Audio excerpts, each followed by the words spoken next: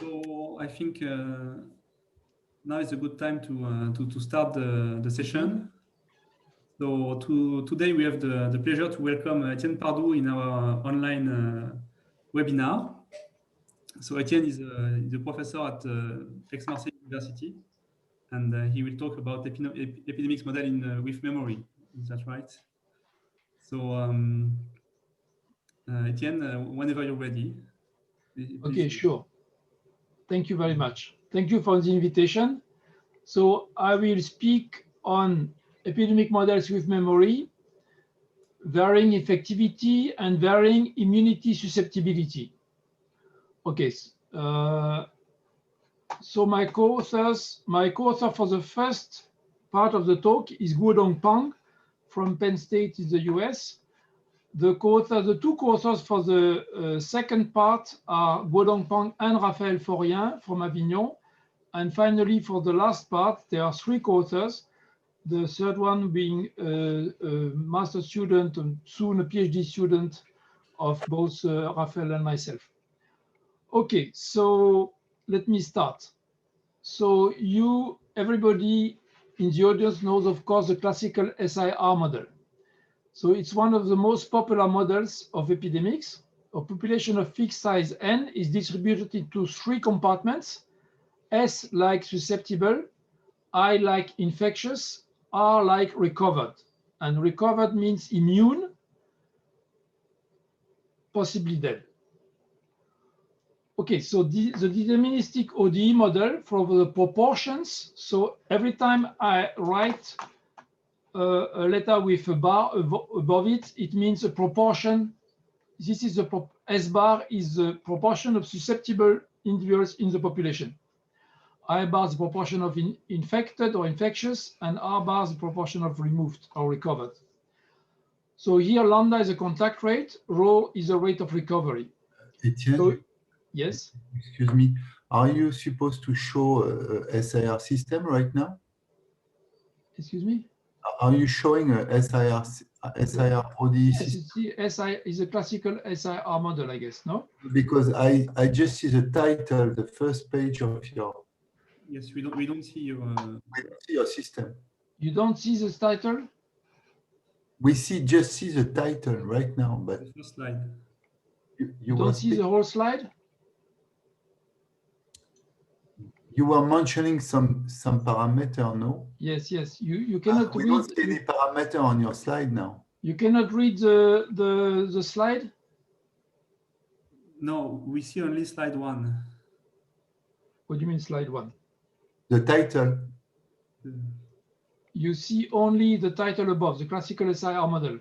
No, epidemic models with memory, varying infectivity and immunity. Oh, and that you don't see that I've changed the page? No, we don't see that. Okay, so let me see. So probably Now it's okay. Now it's okay. Okay, so but let's see.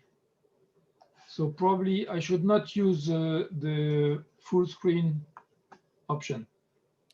Is that nicely readable? Yeah, it's very Is this okay? Yeah. Okay, so as I said, the classical SIR model, S like susceptible, I like infectious, R like recovered. And now the ODE model, you see the ODE model, the three equations. So as I said, the bar means proportions. These are equations for the proportions of susceptible, infectious, and removed individuals. And there are two parameters, the contact rate and the rate of recovery.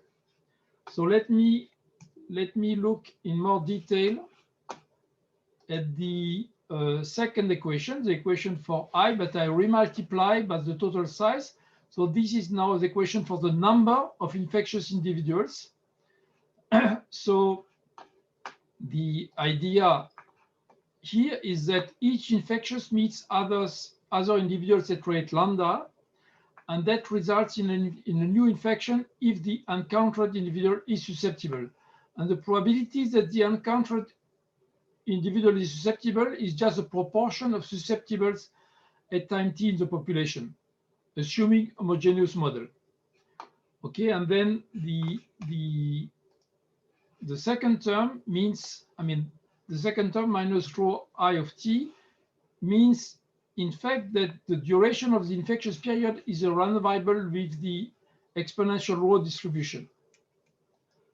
Now, this assumption that the duration of the infectious period is an exponential distribution is quite unrealistic. If we suppose that the distribution of the infectious period is an arbitrary distribution function f of t, then with the notation fc of t equals 1 minus f of t, then we get the following equation for the SIR model with general infectious period distribution. Okay, so the equation is essentially the same for S bar, the proportion of susceptible, but the equation for the proportion of infected and removed is different. And you see that the equation has a memory.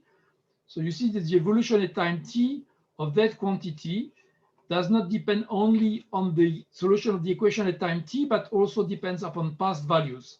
So that's what I call the model with memory.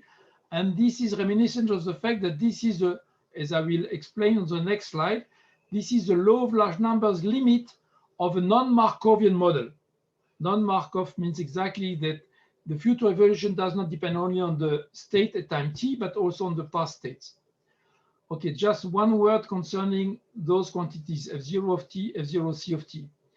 You see, these are the initially infected individuals, those who were infected at time 0. So we think as those individuals have been infected in the past.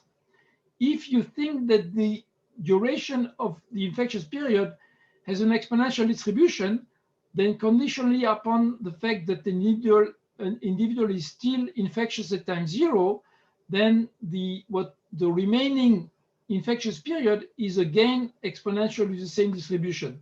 So in the Markov model, you don't have this duality. But here, there is no reason, because those guys have been infected in the past, have not been infected. I mean, those infected at time 0 have not been infected exactly at time 0. They have been infected in the past before time t. So we like to have a different distribution, a different f0 of t, f0 c of t, different from f and fc. But I will not go into more detail in this. I will not explain more about that in the rest of the talk. Just I wanted to mention this. Okay, so now, so as I said, if you assume the duration of the infectious period of the various individuals are IID copies of the random variable I with distribution function f, and that during that period, each infectious individual infects susceptible individuals at this rate, lambda s bar n of t, then the stochastic model is non-Markov, unless f is an exponential distribution. And then if you look at the proportions of susceptible infectious removed, then they converge to the solution, they converge in probability to the solution of the above ODE memory. Okay, I do not repeat the ODE which was written on the previous slide. Okay, now if we assume that an infected individual is first exposed and not infectious during a length of time E, and then infectious during a length of time I, then we have what is called the SEIR model. And now if we use those notations, so G is a distribution function of the exposed period, phi is a distribution function of E plus I, and psi is this quantity, this probability, then we have this system, this SEIR model, okay? And in fact, we can, okay, so this is again a law of large numbers. We can establish a functional central limit theorem, and we can cover many other epidemic models in a very similar way. Okay, so now this, I mean, what I just told is a very short presentation of a paper with Godong Pang, which was submitted one of the very first days of March of this year. But then just after that, as you well know, there was this COVID-19 pandemic in the whole world, which developed in Italy and in France, etc., in Europe and in all the rest of the world, happened after having started in China, more precisely in Wuhan. And you know, if you one thing, okay, these are pictures taken from this reference.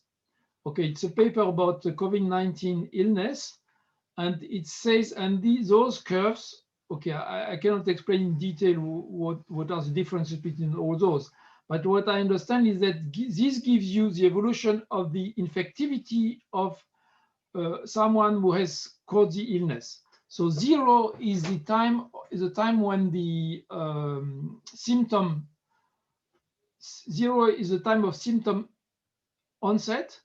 And so you see that, let's look at this picture.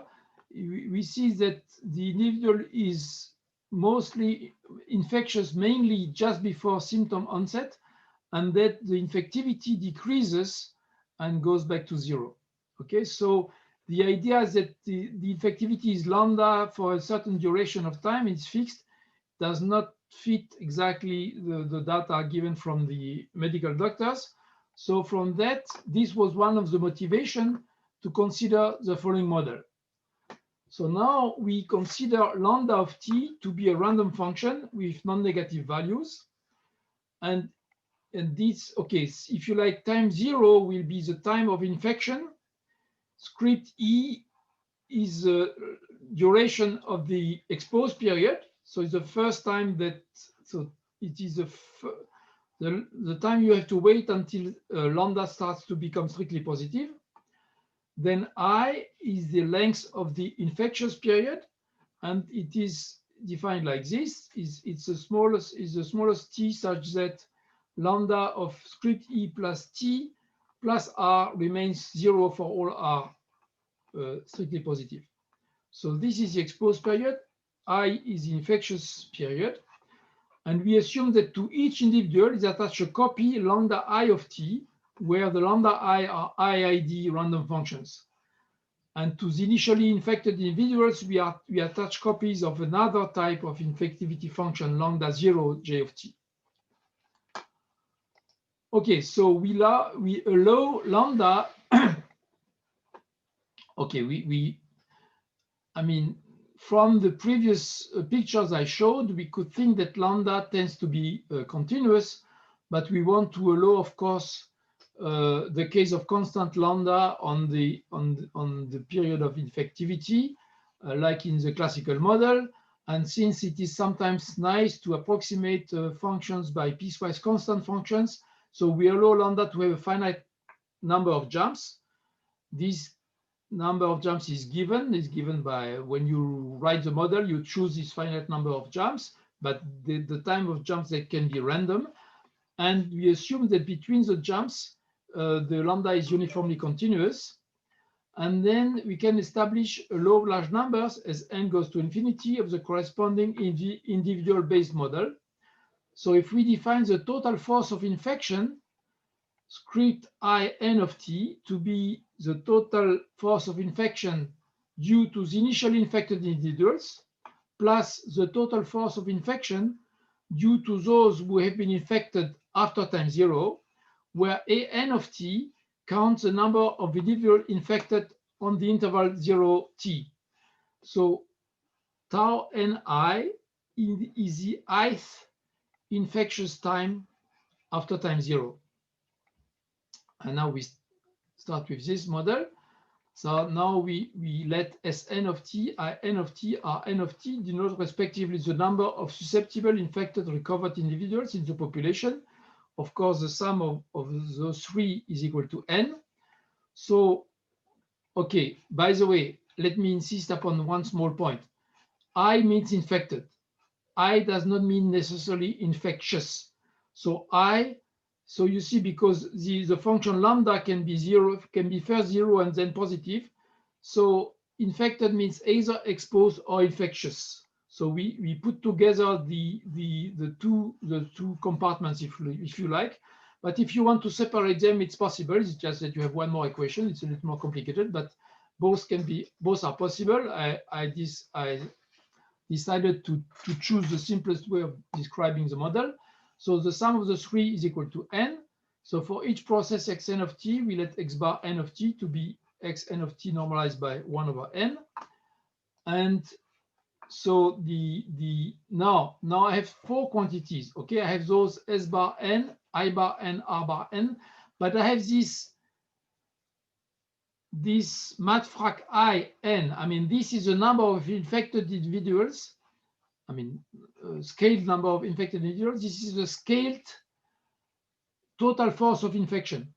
Okay, and so these the four of them converge in probability to these quantities, where s bar is equal s bar of 0, s bar of t against solves an SDE, where you have here, of course, the lambda is hidden in this term. Okay, remember the definition of this guy, where we sum up all the lambda i's. So that's why you don't see lambda here appearing, because lambda is hidden inside this guy.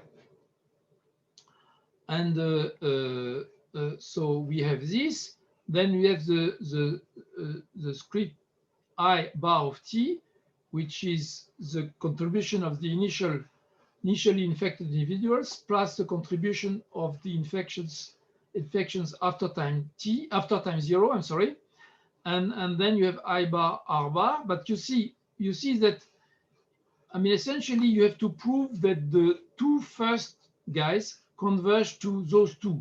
So you have to get this, the convergence to the system of those two equations. And once you have this, then you can deduce I bar R bar, the proportion of infected and removed, from what is given by the solution of the two first equations. Okay, so now let me discuss what I call the early phase of the epidemic. Now I replace lambda of t by mu lambda of t, where lambda is the varying infectivity of any given individual, which is what is given to us by the medical doctors who describe the illness. But mu measures the intensity of social contacts. And of course, mu is random and is essentially unknown, random and independent of lambda.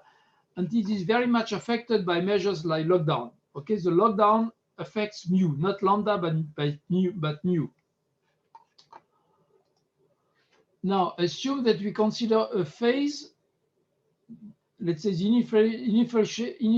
initial phase of the epidemic, where S bar of t is almost constant, equal to 1. We could in fact consider any phase during which S bar of t is constant, given equal to any constant c different from 1, but we decide to do that because as you will see later, we applied this to the epidemic in France, and so S bar has been very close to 1 up to very recently. So we now we go back to the unnormalized quantities.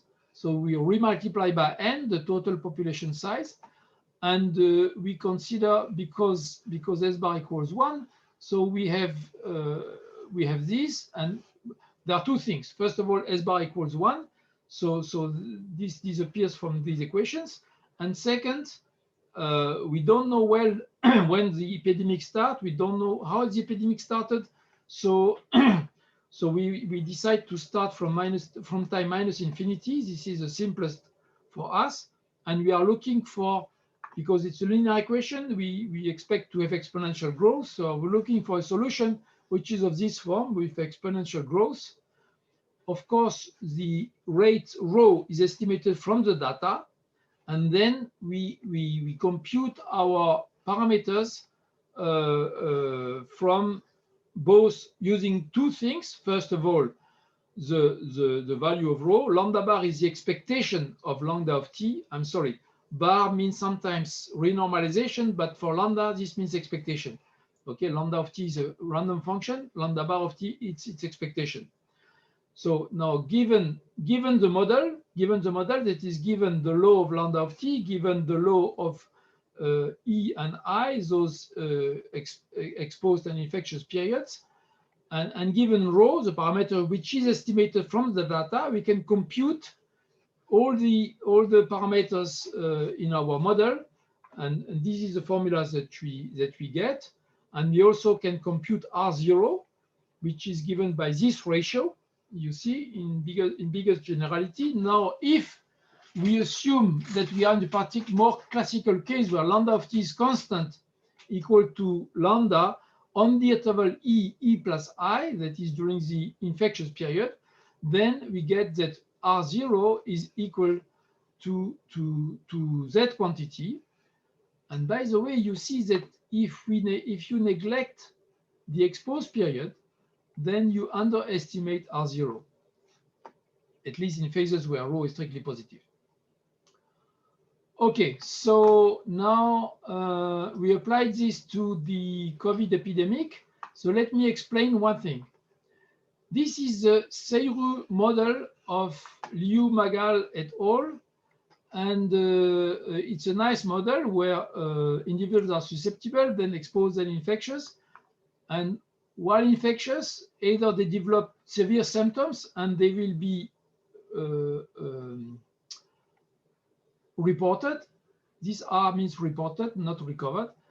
Reported, and once they are reported, they are isolated. At least that was the case in China. They are seriously isolated, so they don't contribute to the illness anymore, and eventually they are removed, maybe dead, but most of them are removed.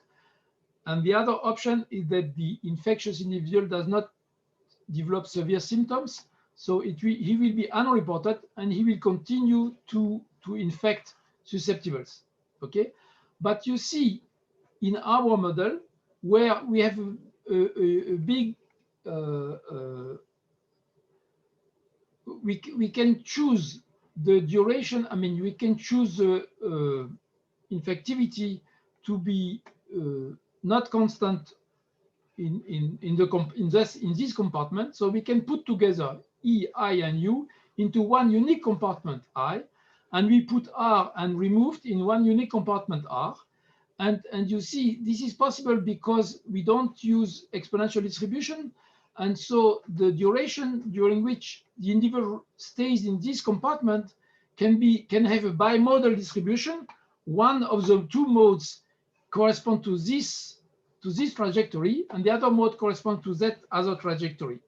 And also the lambda can be different when you are unreported, while between those who don't have severe symptoms and those who have severe symptoms. And so you see that the big advantage of our approach is that here you have a 6-dimensional equation, or at least 5-dimensional, let's say, a 6-dimensional equation or 5-dimensional equation, maybe there is no equation for this compartment. And here we have only 3 compartments. So we have a lower dimensional ODE, of course, with memory. So the price to pay, if you want to simulate the model, you simulate a model in lower dimension, but with memory. Okay, so that is our idea. And next, now let me show you, this is the evolution of the epidemic in France. And this is log scale. So therefore you see first an exponential increase before the first lockdown. During the first lockdown, you have a decrease. Then there is this intermediate period, mainly in May, June, and early July. And then end of July, August, September, October, you have the increase here, which is slower. Here, before the first lockdown, the number of cases would double every 2.5 days. Here, the number of cases would double every 18 days. So much slower, but nevertheless very serious. And and of course there is a second wave, unless some people would not accept that. And so now we have a second lockdown in France. And so you see, for us, R0 was between 4 and 5. Our estimate is higher than most other estimates. And during lockdown, the R0 was less than 1 during the first lockdown, 0.75, and between 1.3 and 1.4 in August, September, October. Okay, so there is discussion whether one should change the slopes in October, but we mainly think one should not. Okay, so prediction of what would happen if there would not be a second lockdown. So you see, this is not log scale here, that one. And so you see that the maximum of the hospital admission would be approximately twice the maximum, what was the maximum at the time of the first lockdown. So that is prediction without second lockdown. And now this is a prediction with the second lockdown. And you see that this is what we see now, that the maximum is lower than the maximum of the first wave. And this is end of January 21. So it should be, again, very low. Okay, so now let me turn to the last topic of my talk. You see, the next story about COVID-19, but for many other illnesses, is that immunity is not gained forever. And it's not clear that immunity is kept for a very long time. Some people apparently get ill a second time 3 months after the first illness, 3 months or 4 months, or so. Maybe immunity is only for a few months, maybe not for a whole year or something like this. So immunity doesn't seem to last very long. So maybe we want to model the fact that we have something like a SIS or SIRS model. But again, similarly as concerning the infectivity, we expect that the immunity or the susceptibility, so for us, susceptibility is 1 minus the immunity. Immunity is between 0 and 1. So when immunity is equal to 1, you are fully immunized, you are fully, you cannot get ill. When immunity is 0, you can get ill. So susceptibility is 1 minus immunity. But we expect that susceptibility does not jump.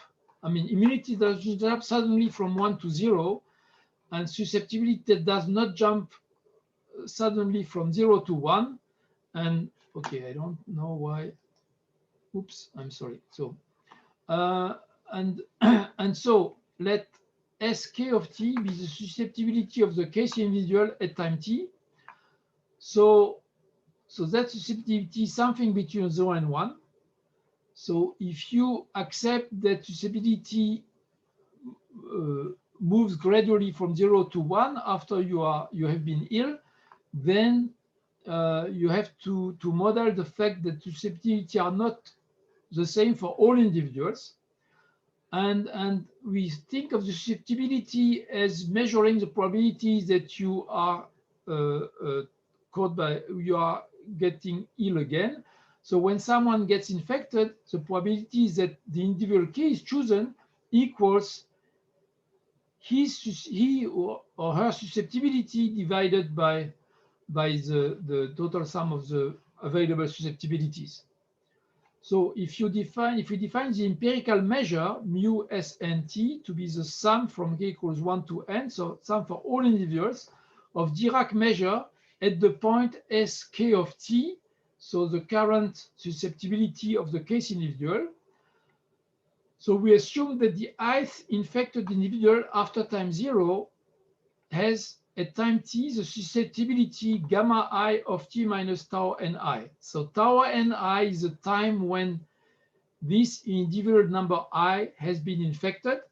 So at time t minus tau ni, he has a susceptibility gamma I of this difference.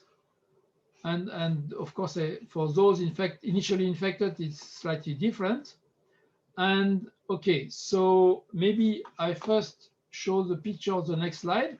So here you see, so there are this picture shows the graph of two functions, which have somehow nothing to do one with the other, except that the time when one is non-zero, the other is zero. So the first function, the blue one, is the infectivity function, which is zero during okay, time zero is the time of infection.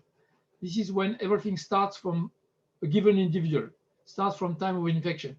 So first the guy is exposed, so no infectivity, then he is infectious during a certain period of time, infectious period, then he is immune, so not infectious anymore, but also not susceptible at all.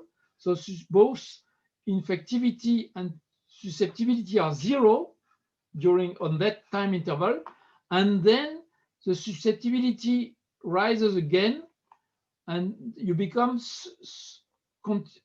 more and more susceptible, and maybe susceptibility converges to 1 as t goes to infinity.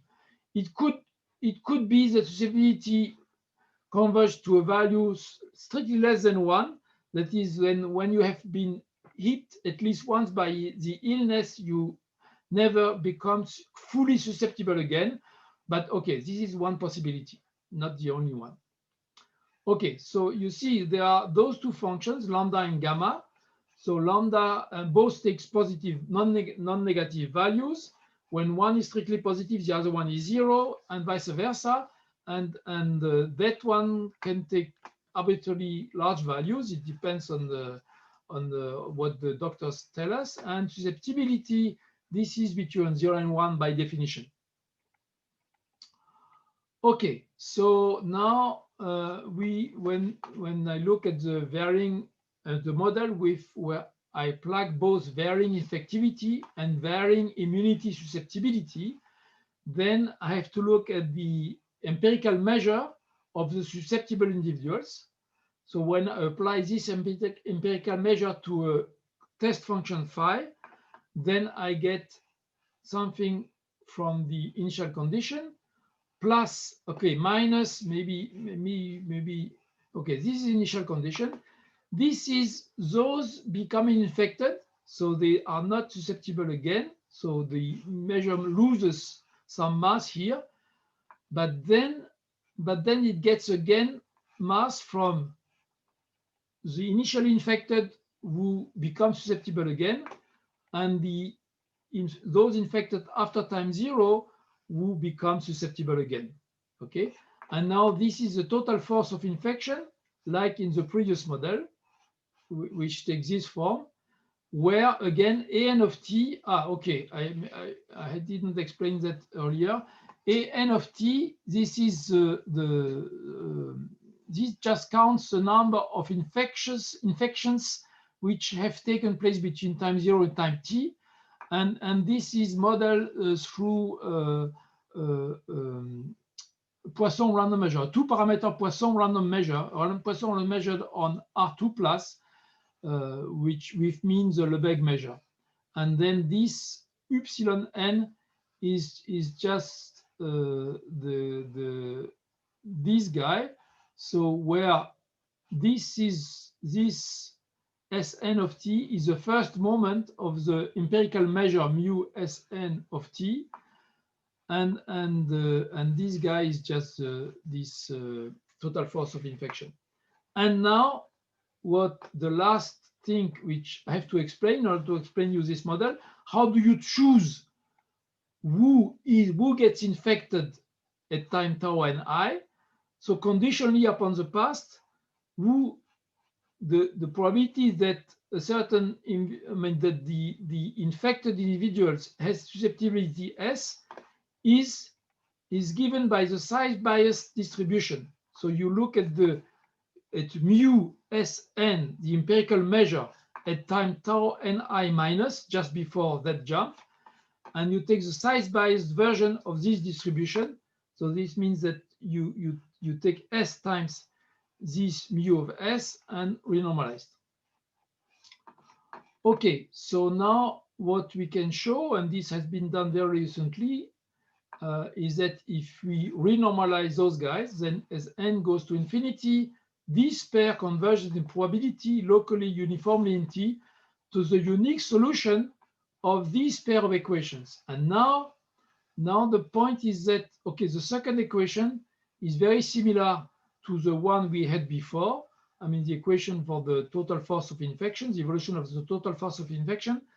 But now the first equation is infinite dimensional. Now we have, it's also an equation with memory due to this guy, but it is infinite dimensional in the sense that, okay, this is a measure. This is a measure on 0, 1, the possible values of susceptibility. And okay, and you see here in this term, there is what appears here is the measure mu bar S multiplied by S. Okay, it is a sort of unnormalized size bias distribution. And again, this S bar of T is the first moment of mu bar S. And nu gamma of T is the law of gamma of T. Gamma of T, I told you gamma of T is a random function. And so at each time T, there is a law on R plus, which is nu gamma of T, which comes here. Okay, so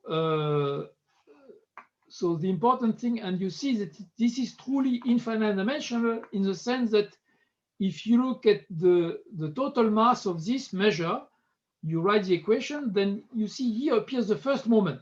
When you want to compute the total mass, you have the first moment. If you want to compute the evolution of the first moment, here you have the second moment, etc., etc. So it's a truly infinite dimensional system. This is very different from the previous models. Okay, so as I said, it's truly infinite dimensional. So why do we have a one-dimensional equation for the total force of infection, but not for the total susceptibility? Because the choice of who infects does not affect the evolution of the model, while the choice of who is infected does affect the evolution. That's why for the S, we need to look at the measure. Also, look that you see concerning lambda, here this is the lambda, there are two random functions, lambda of T, gamma of T, which are the parameters of the model. But lambda appears in the equation only through its mean, the expectation of lambda of T minus S here, okay? While here, gamma appears through its law, okay? The whole law of gamma is necessary, gamma of the marginal gamma of T is necessary to describe our model. Okay, so this is all I wanted to say. And the references, so this is the first paper which I was describing, which is in fact we have received very recently the reports and they are favorable, so it will be sooner or later, once we have written a revision, it should be accepted hopefully by the Annals of Applied Probability.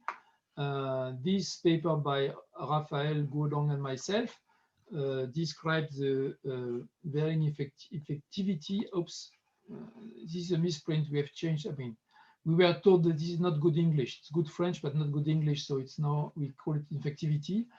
And then there is this paper of the epidemic in France, and then the paper on varying infectivity and varying immunity susceptibility is just in preparation. It's not yet available.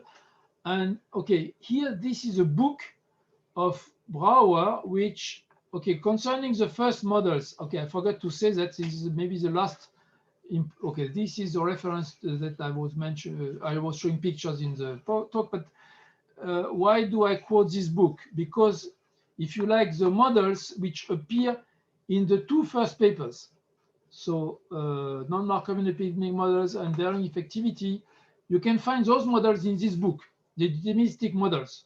Of course, they don't show that there are law of large numbers limit of given stochastic models, but the models themselves appear in the book. And even the formula I showed you for R0 in terms of the lambda of t as a function of t, which is non-random for them, appears in that book.